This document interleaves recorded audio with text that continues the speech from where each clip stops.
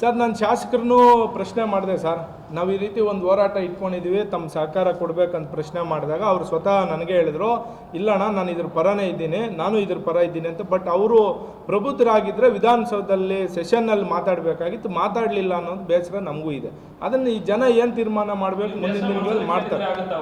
ಅದಕ್ಕೆ ಸರ್ ಹೋರಾಟ ನಾವು ಏನು 7ನೇ ತಾರೀಕು ಪಾದಯಾತ್ರೆ ಇಟ್ಕೊಂಡಿದ್ದೀವಿ, ಎಲ್ಲರ ವಿರುದ್ಧನೂ ಯಾರ್ಯಾರು ತಪ್ಪು ಮಾಡಿದ್ರು ಎಲ್ಲರ ವಿರುದ್ಧನೂ ನಾವು ಅವತ್ತು ಪ್ರತಿಭಟನೆ ಹಮ್ಮಿಕೊಂಡಿರೋದು.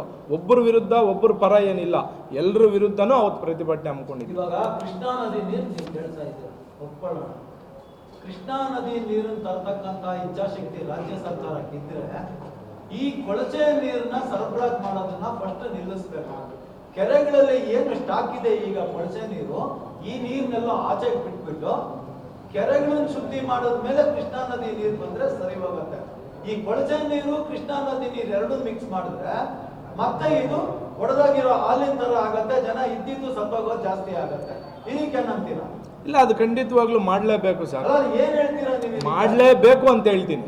ಈ ಕೊಳಚೆ ನೀರು ಏನಿದೆ, ಕೊಳಚೆ ನೀರನ್ನ ಆಚೆಗೆ ಹಾಕಿ ಶುದ್ಧ ನೀರನ್ನ ಮತ್ತೆ ಬಿಡಬೇಕು ಅಂತಾನೆ ಒತ್ತಾಯ ಮಾಡ್ತೀವಿ. ಬಂದ್ ಮಾಡಬೇಕು.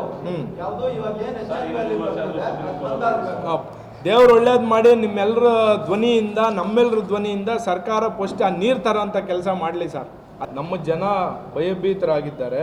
ಈಗ ತಾವೆಲ್ಲರೂ ಕಂದ್ವಾರ ಕೆರೆ ಆಗಿರ್ಬೋದು, ಅಮ್ಮಾಲಿ ಗೋಪಾಲಕೃಷ್ಣ ಕೆರೆ ಆಗಿರ್ಬೋದು, ಸಂಜೆ 6 ಗಂಟೆ ಮೇಲೆ ನೀವೇನಾದರೂ ಹೋದರೆ ಬಣ್ಣ ಬಣ್ಣದ ಸೊಳ್ಳೆಗಳನ್ನ ನೀವು ಯಾರು ಇವಾಗ ನೋಡಿರಲ್ಲ, ಅಂಥ ಚಿತ್ರ ಬಣ್ಣಗಳ ಸೊಳ್ಳೆಗಳು ಕಾಣಿಸ್ತದಲ್ಲ.